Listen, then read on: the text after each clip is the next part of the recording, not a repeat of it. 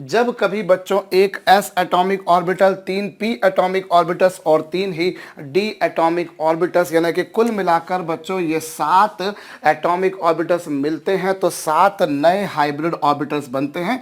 और उन 7 में से 5 हाइब्रिड ऑर्बिटल्स बच्चों are oriented along the vertices of a pentagon. बच्चों ये एक पेंटागन है, इस पेंटागन के सेंटर पे है बच्चों जिस एटम का हाइब्रिडाइजेशन हुआ वो, और इसके पांचों वर्टाइसेस की तरफ बच्चों हाइब्रिड ऑर्बिटल्स जा रहे हैं। एक हाइब्रिड ऑर्बिटल ये रहा, एक हाइब्रिड ऑर्बिटल ये रहा, एक हाइब्रिड ऑर्बिटल ये रहा, एक हाइब्रिड ऑर्बिटल ये रहा और एक हाइब्रिड ऑर्बिटल बच्चों ये रहा। These are oriented toward the vertices of a pentagon. बच्चों एक पंचभुज के शीर्षों की तरफ ये चले गए और एक हाइब्रिड ऑर्बिटल बच्चों कागज के प्लेन के बाहर की तरफ आता है। जैसा अभी आप लोगों ने स्क्वायर बाय पिरामिडल में देखा या फिर ट्रायगोनल बाय पिरामिडल में, उसी तरह से एक जो है बच्चों हाइब्रिड ऑर्बिटल बाहर की तरफ आता है और एक हाइब्रिड ऑर्बिटल बच्चों अंदर की तरफ जाता है। तो इस तरीके से बच्चों कुल मिलाकर 7 नए ऑर्बिटल्स बनते हैं बच्चों। और वो जो 7 बनेंगे वो कौन से होंगे? sp3d3 hybrid orbital. और इस तरह का जो हाइब्रिडाइजेशन होगा बच्चों that we will call as sp3d3 hybridisation. I repeat बच्चों, जब ये कुल मिलाकर 7 एटॉमिक ऑर्बिटल्स मिले तो 7 नए हाइब्रिड ऑर्बिटल बनेंगे। और ये जो 7 होते हैं बच्चों, इन 7 में से 5 हाइब्रिड ऑर्बिटल्स जो हैं they are oriented along the vertices of a pentagon. ये ध्यान दीजिए बच्चों, ये पेंटागन है 1 2 3 4 और 5। These are oriented toward the vertices of a pentagon. और एक जो है बच्चों वो बाहर की तरफ आ रहा है और एक जो है वो अंदर की तरफ आ रहा है। होप आपको ये बात समझ में आई होगी, कोई बहुत जटिल काम मैंने नहीं बोला है बच्चों, फिर से मैं बोल रहा हूँ। देखिए आप अगर यहाँ पर देखें तो 1 2 3 4 5 ये पेंटागन है। इन सबको अगर आप ज्वाइन कर देते हैं, चलिए इसको इससे ज्वाइन किया, इसको इससे ज्वाइन किया, फिर इसको इससे ज्वाइन किया, इसको इससे ज्वाइन किया, फिर इसको इससे ज्वाइन किया, you will be finding a pentagon.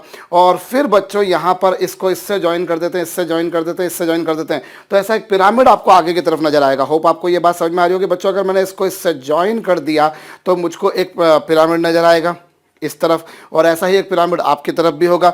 तो कुल मिलाकर अगर इस पिरामिड का बेस देखा जाए बच्चों तो इस पिरामिड का जो बेस है वो तो है पेंटागन, बिकॉज 1 इनको ज्वाइन कर देने पर आपको एक पेंटागन मिल रहा है। और एक पिरामिड आगे की तरफ आ रहा है और एक पिरामिड बच्चों पीछे की तरफ आ रहा है, मतलब 2 पिरामिड बनेंगे। इसीलिए इस केस में जो शेप बनेगा बच्चों, इस केस में जो आकृति बनेगी वो कैसी बनेगी बच्चों? इस केस में जो ज्योमेट्री आ रही है that is pentagonal bipyramidal. I repeat बच्चों, ये जो शेप या जो ज्योमेट्री आ रही है that is pentagonal bipyramidal, पंचभुजीय द्विपिरामिड जिसे हम लोग कह सकते हैं बच्चों। अच्छा, एंगल कितना होगा मैं बता देता हूं। चलिए, पूरा एंगल जो होता है बच्चों सर्कल के सेंटर पर that you must be knowing is equal to 360 degree. अब यहां पर क्या हुआ बच्चों, एक इस तरफ गया, एक इस तरफ गया, एक इस तरफ गया, एक इस तरफ गया और एक इस तरफ गया। So you are finding this pentagon, you are finding this pentagon बच्चों। ये आपको एक पेंटागन मिल गया और पूरा 360 डिग्री का एंगल था। 360 डिग्री के एंगल को अगर आप 5 पार्ट्स में डिवाइड करेंगे then each angle will be of 72 degree. Hope, अरे भाई पूरा एंगल 360 का है, अगर उसको आपने 5 पार्ट्स में डिवाइड कर दिया 1 2 3 4 और 5, तो बच्चों कुल मिलाकर इस केस में 72 डिग्री आएगा।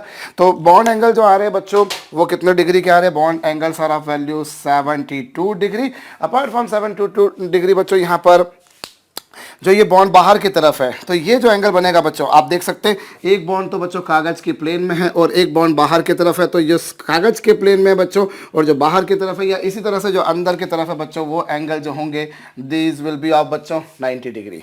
तो यहाँ जो एंगल्स बनते हैं जिन्हें आप लोग बॉन्ड एंगल्स कहते हो वो होते हैं 72 डिग्री और 90 डिग्री के। होप आपको ये बात समझ में आई होगी बच्चों।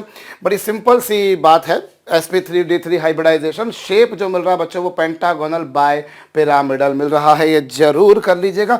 और पूरा एंगल 360 का था, you have divided into 5 equal parts और naturally each of them is equal to 72 degree. और जो कागज के प्लेन में और जो बाहर की तरफ उनके बीच में एंगल होगा बच्चों 90 डिग्री। इसका उदाहरण हम लोग देखते हैं बच्चों। इसका बड़ा सीधा सीधा सिंपल सा उदाहरण मैं आपको बताता हूं बच्चों, IF7 आयोडीन हेप्टाफ्लोराइड। आयोडीन हेप्टाफ्लोराइड के बारे में अगर हम बात करते हैं बच्चों तो चलिए यहाँ पर क्या सिचुएशन हमारे समक्ष बनकर आती है। लेट अस सी दैट देखिए पहले तो हम लोग बात करते हैं बच्चों आयोडीन। आयोडीन का एटॉमिक नंबर जो है बच्चों, you must be knowing, iodine का एटॉमिक नंबर जो है वो 53 होता है। इलेक्ट्रॉनिक कॉन्फ़िगरेशन इसका 5s2 5p5 होता है। भाई एटॉमिक नंबर 53, इलेक्ट्रॉनिक कॉन्फ़िगरेशन बच्चों 5s2 5p5। अब 5p5 है तो चलिए पहले मैं ग्राउंड स्टेट में अगर इसका इलेक्ट्रॉनिक कॉन्फ़िगरेशन लिखूँ बच्चों, तो ये लीजिए, ये 5s और 5p5 मतलब ये लीजिए साहब, ये और ये, तो ये 5s और ये 5p। अभी क्या हुआ बच्चों, when these 7 fluorine atoms approach towards iodine, जब ये 7 फ्लोरीन के एटम्स आयोडीन की तरफ अप्रोच करते हैं बच्चों, तो एज यूजुअल जैसा कि हम पहले से देखते हुए आ रहे हैं, ये एक इलेक्ट्रॉन इधर आ जाएगा, ये इलेक्ट्रॉन जो है, या फिर इससे पहले ही हम चलिए एक काम करते हैं बच्चों, इसके बाद का जो डी ऑर्बिटल है वो ग्राउंड स्टेट में बच्चों पूरी तरह से खाली पड़ा है। वी नो दैट डी सब orbit can be divided into 5 D orbitals. तो अभी जब इलेक्ट्रॉन बच्चों इसके एक्साइट होंगे, इसके इलेक्ट्रॉन एक्साइट होंगे, एक इलेक्ट्रॉन यहाँ जाएगा, ये एक इलेक्ट्रॉन यहाँ जाएगा, यहाँ एक इलेक्ट्रॉन बच्चों यहाँ जाएगा, और इस तरीके से क्या पिक्चर हमारे सामने बनकर आएगी बच्चों, ये लीजिए, फिर बच्चों ये लीजिए, कुछ इस तरह की कहानी हमारे सामने आएगी। और फिर हमारे सामने जो है बच्चों 1 2 3 4 और ये लीजिए बच्चों 5, ये कुछ आएगा, ये लीजिए। और कौन सा हाइब्रिडाइजेशन होगा बच्चों, ये कुल मिलाकर जो हाइब्रिडाइजेशन आएगा वो आएगा sp3d3 हाइब्रिडाइजेशन। इस केस में sp3d3 संकरण हारा है बच्चों, ये एक इलेक्ट्रॉन एक्साइट होकर यहाँ चला गया, ये यहाँ चला गया, ये यहाँ चला गया, और इस तरीके से बच्चों sp3d3 हाइब्रिडाइजेशन होगा। और sp3d3 हाइब्रिडाइजेशन यानी कि कुल मिलाकर 7 नए ऑर्बिटल्स बनेंगे जिन्हें आप हाइब्रिड ऑर्बिटल्स कहते हो। और ये जो 7 हाइब्रिड ऑर्बिटल्स हैं बच्चों, हमने थोड़ी देर पहले भी ये बात कही कि these are oriented along the towards the vertices of a regular pentagon. अभी रेगुलर पेंटागन इसलिए बोल सकता हूँ क्योंकि सातों जो एटम्स हैं फ्लोरीन वो एक जैसे ही हैं। So this is a regular pentagon बच्चों। और यहाँ पर सेंटर पे कौन है, आयोडीन। एक sp3d3 ये गया, एक sp3d3 ये गया, एक sp3d3 ये गया, एक sp3d3 ये गया, और एक sp3d3 ये गया। इस तरीके से बच्चों ये 7 sp3d3 बनेंगे। अभी तो मैंने 5 ही बनाए हैं, 5 ही बनाए हैं बच्चों, और एक जो है वो इस तरह से बाहर की तरफ आएगा, और एक जो है बच्चों वो अंदर की तरफ जाएगा, कुछ इस तरह से। और फिर इसके साथ में फ्लोरीन, फ्लोरीन जिसका इलेक्ट्रॉनिक कॉन्फ़िगरेशन 2s2 2p5 होता है, जिसका एक ऑर्बिटल हाफ फिल्ड है, बाकी सारे फुल्ली फिल्ड है। सो इनके साथ में बच्चों फ्लोरीन के एटम्स जो हैं, इनके साथ में फ्लोरीन के एटम्स जो हैं वो एक्सियल ओवरलैपिंग कर लेते हैं। ये लीजिए बच्चों, यहाँ पर भी इसी तरह से बच्चों, यहाँ पर भी फ्लोरीन के एटम्स जो हैं बच्चों वो इनके साथ में कौन सी ओवरलैपिंग कर लेते हैं, फ्लोरीन के एटम्स बच्चों इनके साथ में एक्सियल ओवरलैपिंग कर लेंगे। ये लीजिए, यहाँ पर भी यही पिक्चर आएगी बच्चों, ये फ्लोरीन का एटम, और इधर भी फ्लोरीन का एटम जो है बच्चों वो कुछ ऐसा चला जाएगा। और किस तरह की ओवरलैपिंग होगी, this is some sort of बच्चों axial overlapping. As you can see some sort of, क्या कुल मिलाकर अगर कहा जाए तो एक्सियल ओवरलैपिंग ही है, अक्षीय अतिव्यापन हो जाएगा बच्चों। और इस तरीके से मैंने सारे बना दिए, बिल्कुल ठीक है बच्चों।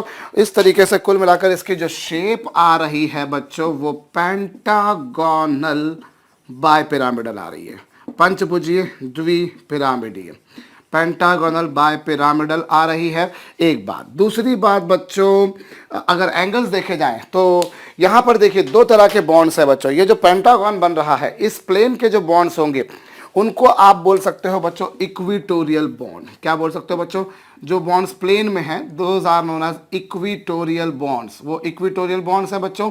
और जो बाहर की तरफ या अंदर की तरफ है बच्चों, उन्हें हम नाम क्या दे सकते हैं, जो बाहर की तरफ या अंदर की तरफ है, these can be named as बच्चों एक्सियल बॉन्ड्स। तो ये एक्सियल बॉन्ड्स होंगे, इक्वेटोरियल बॉन्ड क्या होंगे। होप आपको ये बात भी समझ में आ चुकी है बच्चों।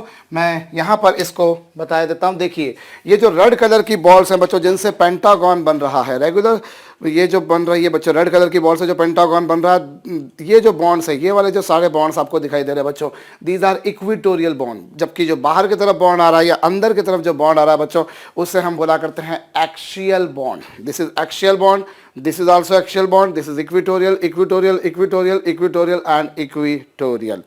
तो ये इक्वेटोरियल बॉन्ड और एक्सियल बॉन्ड आपको मेरे ख्याल से समझ में आ चुके होंगे।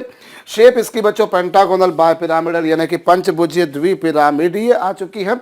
एंगल जो बन रहे हैं बच्चों वो यहाँ पर 72 डिग्री बन रहे हैं और 90 डिग्री बन रहे हैं। हेयर अगेन बच्चों यहाँ पर भी वही बात होगी जैसा आपने sp3d में देखा था कि ये जो 5 बॉन्ड्स होंगे उनकी लेंथ अलग होगी और बाहर या अंदर के जो बॉन्ड्स होंगे बच्चों उनकी लेंथ अलग होगी। ये ध्यान दीजिएगा। यहाँ पर जैसे आप लोगों ने अभी इससे पिछले वाले हाइब्रिडाइजेशन में sp3d2 में क्या देखा, बाई चांस सभी की शेप सभी की बॉन्ड की लेंथ एक जैसी थी, क्योंकि आप उसको कहीं से भी देख रहे थे वो ऑक्टाहेड्रल ही दिख रहा था या स्क्वायर बायपिरामिडल ही दिख रहा था। मैं आपको बना के बता चुका हूँ बच्चों कि अगर sp3d2 में हम उसको कहीं से भी देखें वो ऑक्टाहेड्रल ही है या स्क्वायर बायपिरामिडल ही है, इसलिए जितने 6 बॉन्ड्स थे they were of identical length, but here in this situation it doesn't happen. So यहाँ पर बच्चों 5 बॉन्ड्स जो होंगे वो डिफरेंट होंगे और जो बाहर के जो बॉन्ड्स होंगे, अंदर के जो बॉन्ड्स होंगे, मतलब एक्सियल बॉन्ड और इक्वेटोरियल बॉन्ड्स के नेचर में, उनकी लेंथ में, उनकी थिकनेस में बच्चों डिफरेंस होगा। जबकि sp3d2 में ऐसा नहीं था, sp3d में भी था। तो समवॉट आई रिपीट, और वहाँ आप लोग अगर sp3d2 के बारे में बोला जाए तो वहाँ इक्वेटोरियल एक्सियल बॉन्ड जैसा टर्म हम यूज़ नहीं करते थे, क्योंकि उसको कहीं से भी घुमा दीजिए वो आपको ऑक्टाहेड्रल ही दिख रहा था या स्क्वायर बायपिरामिडल ही दिख रहा था। जबकि यहाँ पर ऐसा नहीं होगा। अभी आपको ये पेंटागोनल बायपिरामिडल दिख रहा है, दिस इज पेंटागोनल बायपिरामिडल, लेकिन अगर मैं इसको घुमा दूंगा ऐसा तो फिर ये शेप कुछ और हो जाएगी। फिर इसकी शेप को आपको बताना थोड़ा सा मुश्किल पड़ेगा। भाई अभी ऐसा है, ये एक बॉन्ड बाहर की तरफ आया, एक बॉन्ड अंदर की तरफ आया, लेकिन मैं अगर इसको 90 डिग्री के एंगल से घुमा दूंगा तो फिर ये शेप जो है वो वैसी नहीं नज़र आएगी। अलग अलग एंगल से देखने पर आपको जो ज्योमेट्री है वो अलग अलग नज़र आएगी। जबकि sp3d2 में ऐसा नहीं होता, आप कहीं से भी देखिए एक जैसी होती है, इसीलिए आप उसको सारे बॉन्ड्स आइडेंटिकल थे। sp3d में भी एक्सियल बॉन्ड और इक्वेटोरियल बॉन्ड होते थे, sp3d2 में भी होते हैं, लेकिन sp3d में भी एक्सियल और इक्वेटोरियल टर्म आप यूज़ करते हो, sp3d3 में भी यूज़ करते हो। sp3d2 में कायदे से हमें यूज़ नहीं करना चाहिए। अगर कोई करता है तो तकनीकी रूप से वो गलत है। एज सच हम जल्दबाजी में बोल जाएं वो एक अलग बात है।